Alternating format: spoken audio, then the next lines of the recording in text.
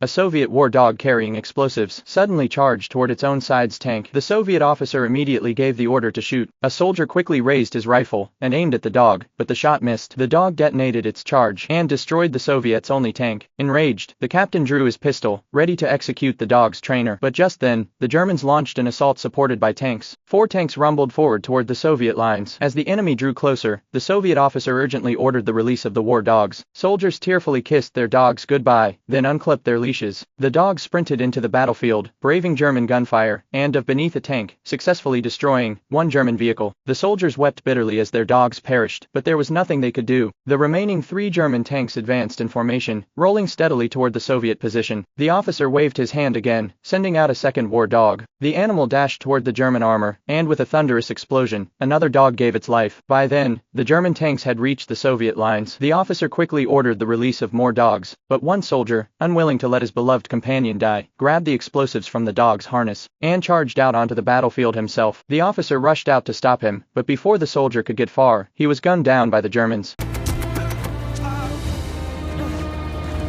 The officer, too, was struck by enemy fire and fell. As the tanks bore down, he detonated the charge, destroying the 3rd German tank, and sacrificing himself in the process. Now the last German tank reached the Soviet front line and unleashed a barrage on their defenses.